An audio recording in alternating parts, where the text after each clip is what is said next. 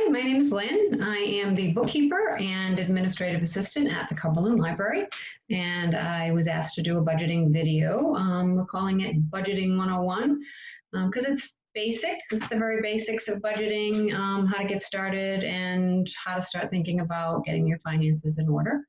All right, I am going to share my screen so you can see the little PowerPoint I put together. Let me get that going real quick. And all right. Okay. All right. So budgeting 101. What is a budget? It's a financial plan. Planning is like really important to me. I'm kind of an uber planner. I plan everything. I write everything down.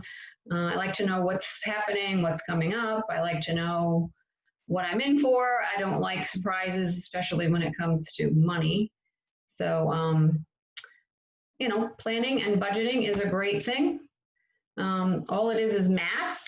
It's a financial plan. You can read it there. It takes income and expenses into account and provides estimates for you to make and spend over a given period of time. So blah, blah, blah, that sounds, you know, like a lot, but it is simple math, mostly adding and subtracting, and planning. So, and usually they say over a given period of time, it's usually a month. So it's a month-to-month budget, but you certainly can plan for expenses that come up quarterly or annually or, you know, anything really. Budgeting is planning. And if you know what's coming in any given time period, you can plan for that. Next. Why budget? So why not budget? Why not know what's coming in, what's going out, and what to expect? And so you're not surprised when you go to the mailbox or you go to your email and you got a bill and I didn't expect this bill and oh no, what am I going to do? So this says why budget? I say why not budget? Because planning is always a good thing especially when it comes to finances. So it's a way to help keep you out of debt, a way to help, you know, keep surprises from happening and keep you on track. So when you're going to start budgeting, if you're not a budgeter and you've never budgeted before and you just kind of, the money comes in and the money goes out, you use your debit card here and there, you don't really think about it, and you're at the end of the month, you're like, oh my God, I don't have enough money. The first thing you want to do to figure out where all your money goes is write everything down. So if you're a bank statement person, you're going to want to take your bank statement, all your bills, anything that you pay on a weekly basis, on a monthly basis, and think about all of these things and write them all down. If you're a online banking person, probably a little bit even easier for you is to just go through line by line and see what am I spending my money on and write everything down and go through, don't just go through 1 month, but kind of go through a few months just to see where that money is going. So what comes in and what goes out, and try not to miss anything and be prepared to be surprised. You know, if you're swiping that debit card, there's going to be some things on you're going to be like, wow, that's a lot more than I anticipated. So don't freak out. It's going to be okay because you're doing this, you're starting, you're getting a plan together, and you're going to start budgeting, and it's going to be all good.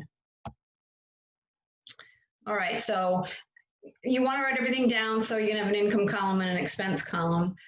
So you want to start, when you're going to start putting it down into either a spreadsheet or even a piece of paper, it doesn't matter what you use. Some people like to write things out. Some people like to have everything, you know, on a computer, on, you know, either an Excel spreadsheet or anything really. An Excel spreadsheet's nice because it will do all the math for you, and you're less likely to make mistakes.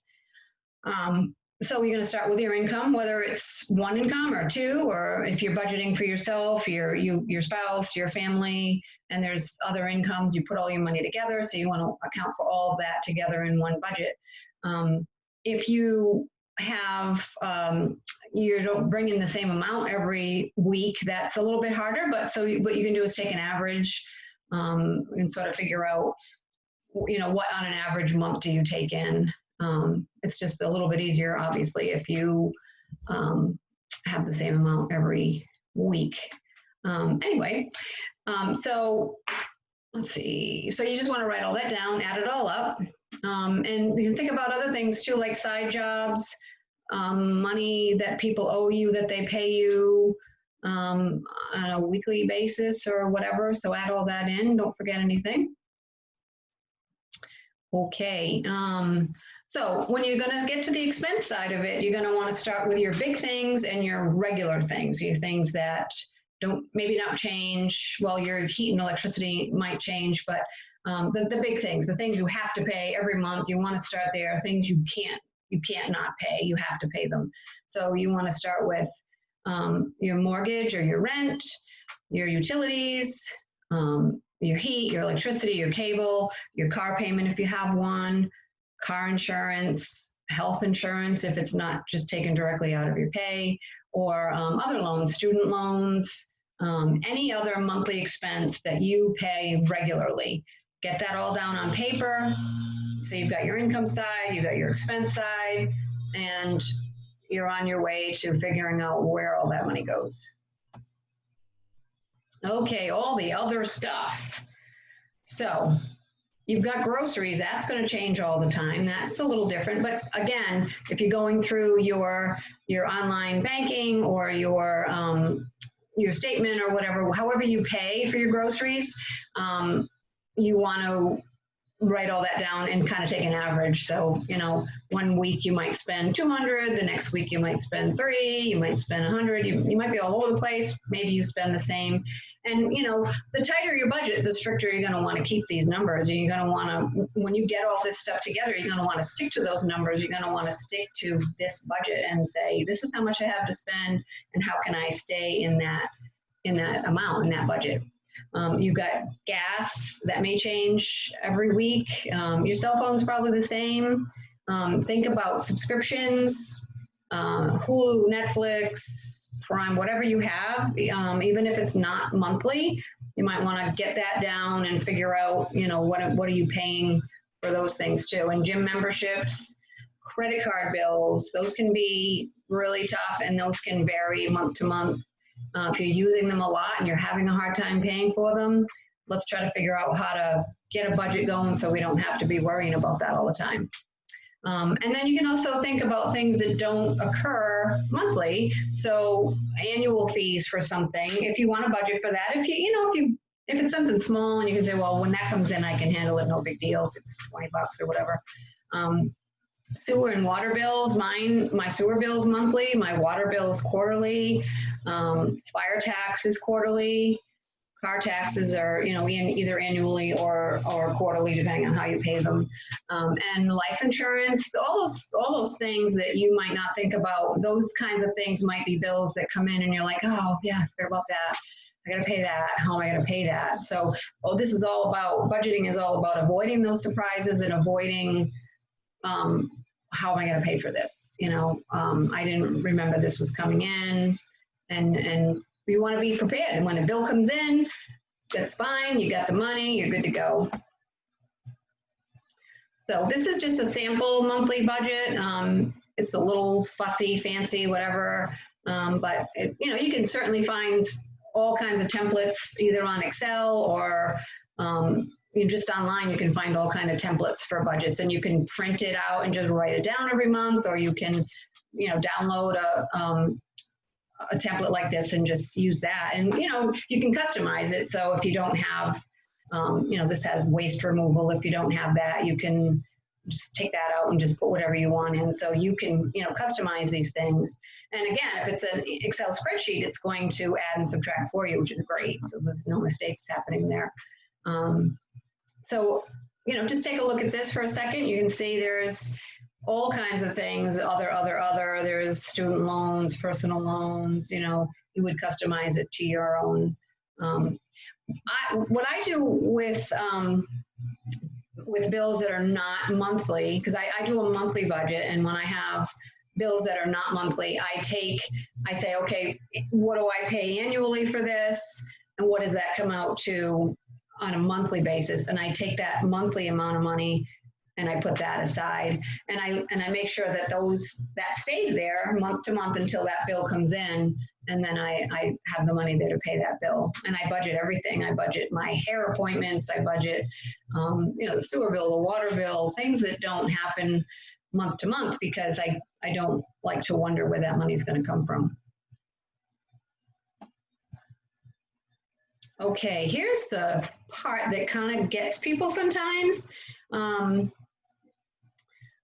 You think, oh, I got my rent, my mortgage, I paid this, I paid that. I pay, where's all my money going? I make enough money, where's my money going? If you are an impulse person, or I don't know what you would call it. I don't go buy coffee outside of the home. I am not, because I just like my own coffee. But if you're a grab a coffee on the way to work kind of person, grab a coffee in the middle of the day, grab a coffee later on in the day, you've bought 3 coffees,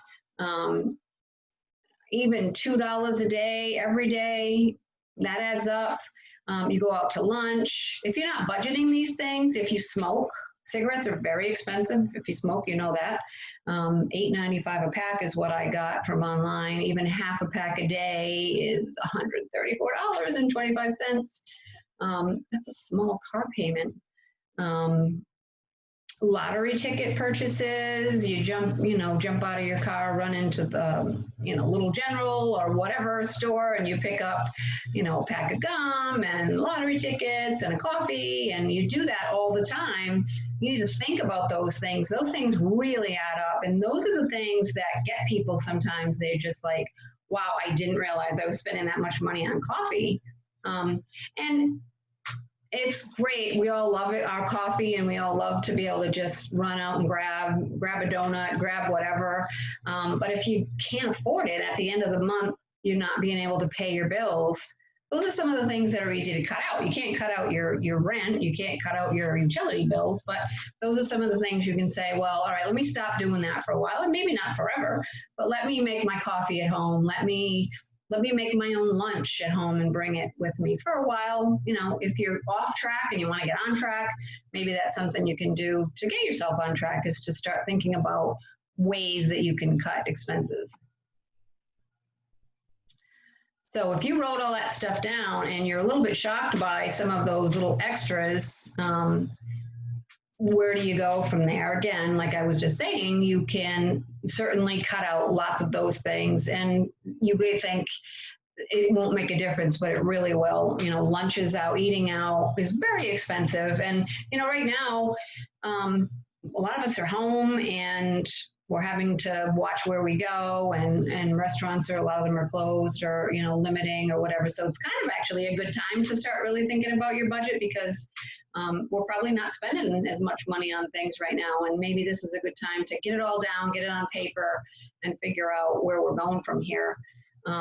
So you've got your spreadsheet or whatever. You've either done it online or you've done it on an Excel spreadsheet or a piece of paper. Whatever you've done, you've got your income, you've got your expenses, and now you're doing your math and trying to figure out, do I have money left over at the end of the month, or is this really bad? Like, oh my God, there's no money, and there's less than no money. And now I'm putting things on credit cards, having to borrow from one to pay the other or whatever. And you start to get yourself into a little bit of trouble there. If you have money left over, that's awesome. I would recommend you start a savings account if you don't already have one. Sock that stuff away, and that way when some unexpected bills, if you own a home, something's always breaking, you have some money there. If you're short, okay, now you have to start looking at the things you can cut. What can you cut? Again, you can't cut your mortgage or your rent, your utilities. Maybe you can cut your utilities. Do you need Netflix? Do you need Hulu? Do you need a gym membership? You could maybe spend a little bit of money and get yourself something to work out at home, or start going for walks or whatever, depending on how much you really have to cut. But can you do things differently? Can you pack a lunch? Can you make a coffee at home? What other things can you start tightening? Even your groceries, shopping in bulk, cutting back a little bit. buying store brand. There's all kinds of things you can do to sort of cut. And if your budget's really tight, I mean, the tighter your budget is, the more you really need to stick to your grocery budget, your gas budget, and maybe look at where you can cut things out. Check your bank account often. A lot of people are afraid to log on because they don't want to be online. They don't want their banking information online. Your banking information is online. Whether or not you access it is your choice. But if you have access to your bank account, you can check it more often instead of waiting for that monthly statement to come in and seeing if everything's okay. Maybe there's a charge on there that you didn't do and you need to dispute it or whatever. Check it all the time. I'm in and out of my account every couple of days, seeing, if everything that I charged is the right amount, and did anybody, it happens all the time. People will sometimes use your card, and I don't know how they do it, but it's happened to me. The quicker you get a handle on that, the better. If you wait too long, the banks will not do anything for you. I'm not sure what the time frame is, but there's only so much time you can do to dispute a claim, dispute a charge. Again, checking your bank account, thinking twice about swiping that card for another coffee, or get yourself a thermos, bring a coffee with you, make that coffee at home, maybe skip the lottery tickets. All those things add up. You will have so much peace of mind knowing that you have a handle on it, you know what's coming in, you know what's going out, you're looking at it, you're paying attention to it, you're putting some money away. It's such a relief to know that the money is there when you need it. Let's talk about credit card debt. If you're paying the minimum on your credit card, that's usually really bad. You really want to be, if you're using them, and you do want to use them, it's good to have credit. You need to establish credit. You need to make sure your credit score is good. You want to monitor that as well. But if you're paying the minimum, it's great if you're paying it. It's great if you're paying it on time, especially, obviously. But you want to try to pay down more than the minimum. You preferably want to pay it off every month. Do you know what your interest rate is on your credit cards? If you don't know what it is, you could be paying really crazy interest rates on your credit cards. And maybe you could switch, if you have to have a credit card and you have to keep a balance, there are ways to switch over to lower interest rate credit cards. It's always good to know what you're paying. And if you pay them on time, great. If you're incurring late fees, you're just going, more money on top of your balance, and you're not helping yourself. Think about the bottom line of your spreadsheet after you've added and subtracted the expenses. Do you have money left over? Don't put it in savings if you have credit card debt. Pay down your credit card debt.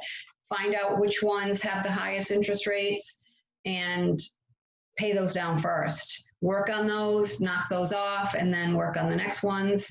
And then you want to put money in savings.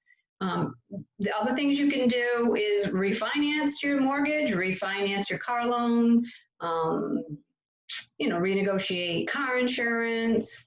There's always ways to shop around for different things. Cable, I know sometimes a little hard because I feel like they get you. And shameless plug here, your local library has all sorts of free stuff you can borrow. You can maybe not have your Netflix subscription, and maybe you can go to the library. We have tons and tons of things you can borrow. And yes, we are open right now. We have videos and online books and paper books and all kinds of things you can borrow. So that can be a really great way to save some money. Don't be discouraged if the numbers aren't what you expected. Don't just say, forget it, I'm not going to do this, because not knowing what your budget is like isn't really going to help anything. Keep up the budgeting, keep at it, pay attention to where your money goes, and it'll work out over time. You got to be patient, it will work out over time. If you have a goal in mind, if you have someplace you want to go on vacation, you need a new car, set small goals if your budget's tight, and just work towards that, and set some goals for how much you want to save, something you want to get, maybe get a piece of exercise equipment so you can quit the gym, those kinds of things. Set goals for yourself, figure out where you're going and what you want to accomplish, and you will get there. And to help you do that, there's tons and tons of resources out there. I mean, so many things online. There's budgeting wallets with little envelopes you can put money in if you're someone who likes to keep the cash and put it aside. Budgeting workbooks, budgeting planners, spreadsheets, books at the library for budgeting.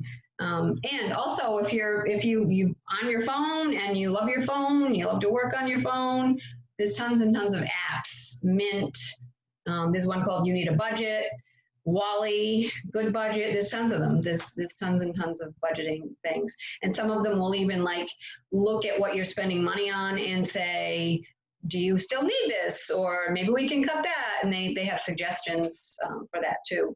I also recommend you get either sign up for like Credit Karma or, you know, Experian or one of the credit companies so that you know what your credit score is. You should know what your credit score is. Everybody should know what their credit score is. And if you sign up for Credit Karma, which is free and safe, by the way, you will know what your credit score is, and you'll also know everything you owe, you know, everything that's going on with your finances, and it updates constantly. So, you know, it'll send you an email saying, hey, your credit score went up. So as you start paying stuff down, your credit score goes up.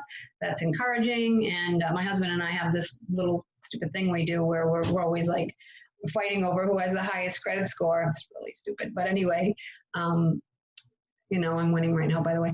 But so it's, you know, it is good to know, and it's also good to keep track of, because not knowing what's going on with your finances is a little scary sometimes. So I hope you enjoyed this little video. I hope it was helpful. You can leave some messages and let us know how you thought of it, and we can even go further if you want and do some more. Again, I hope you enjoyed it. I'm gonna get rid of the screen there. All right, I'm gonna say bye now, and I hope you enjoyed, and leave me some feedback.